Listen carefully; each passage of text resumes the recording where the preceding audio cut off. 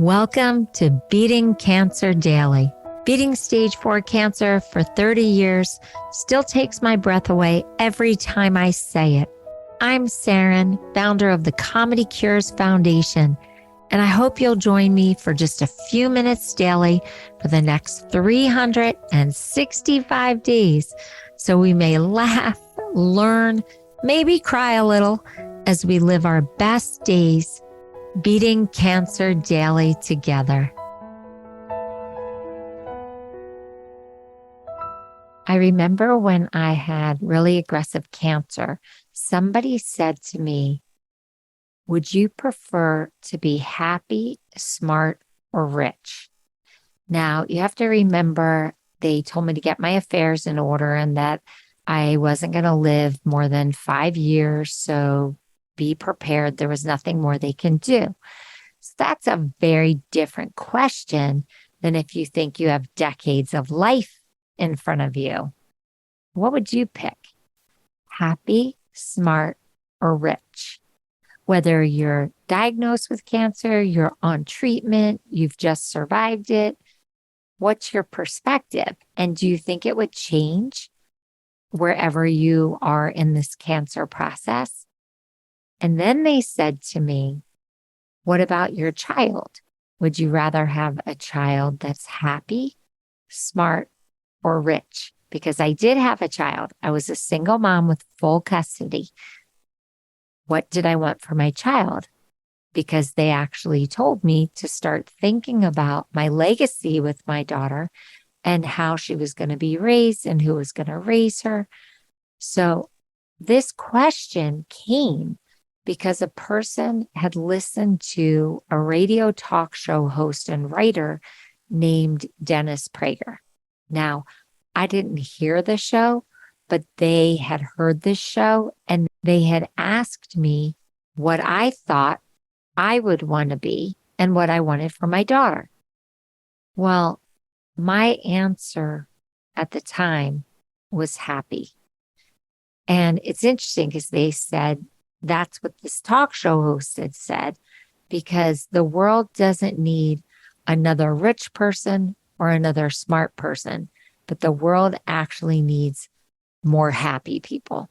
So that was this whole premise, and it stuck with me all these decades since that person first proposed that question to me. Now, do I still feel that way? I am happy that my daughter is intelligent and she actually is successful in her career. So she is financially independent. That takes pressure off me.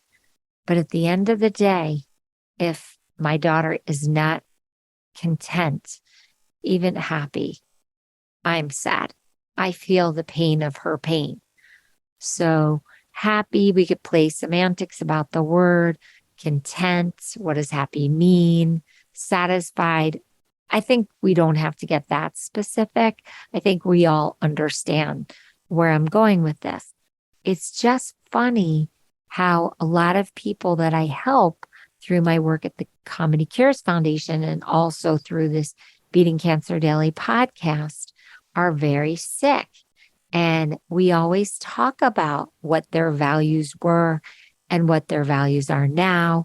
And if they do have radical remission, spontaneous healing, get a miracle, how would their life be different after surviving cancer versus the way they lived their life and also their values before? And I work with a lot of people who are very smart and who have a lot of wealth, and they still can't beat cancer, and they're still struggling with their happiness. So it goes the other way too. I meet people who don't have much means, but they're still miserable about their life, or they don't have means and they're actually super content with their life, and they do wish they had more money to get better medical treatment. So it's all over the place. I was just curious about this conversation because, as I said, that's always stuck with me, that episode that this person told me about. and also reading a quote from John Lennon, which I want to read to you. When I was 5 years old, my mother always told me that happiness was the key to life. When I went to school, they asked me what I wanted to be when I grew up. I wrote down happy. They told me I didn't understand the assignment. I told them they didn't understand life. That's John Lennon. That's a pretty sophisticated conversation for a 5-year-old. The reason why I believe it is because my daughter was born with all her organs reversed, and her heart is on the right, not the left. Her appendix is on the left, not the right. And I taught her at a very young age where her heart was, so that if she ever got into medical trouble and they couldn't find her heart on the left, she was able to just point them to her heart on the right. And so she was very sophisticated about what her difference was with her organs. When she entered school and they were doing the Pledge of Allegiance, she put her left hand over her right placed heart. And the teacher moved her hand and corrected her and said, "Honey, your heart's on the left." And she said, "No, my heart is on the right. I have situs inversus. All my organs are reversed." And the teacher didn't believe her and took her to the principal's office. Now, it was in her medical chart there, so obviously the teacher just hadn't picked up on that. But you can be very sophisticated at 5 years old on certain concepts.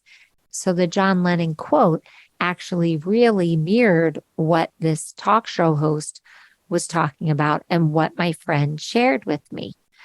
So I like to check in with myself, and I like to see, do I still believe that the thing that I want most in the world is to be content, blissful, happy, and have a life of play and laughter and joy? And it's still where I am today. And I guess having the Comedy Cures Foundation as a place where I can bring that sense of happiness and joy to others, and then reflect it also through this Beating Cancer Daily podcast, is still really important to me. So I'd love to know where you're holding on this. What's the most important thing to you right now? Being happy, being smart, being rich? What's the most important thing that you teach your children if you have children? That they should be happy, that they should be smart, that they should be rich? Are you a combo plan?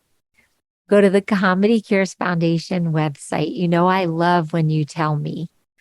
And hit the record button and let me know, or contact us through the contact menu and write to me.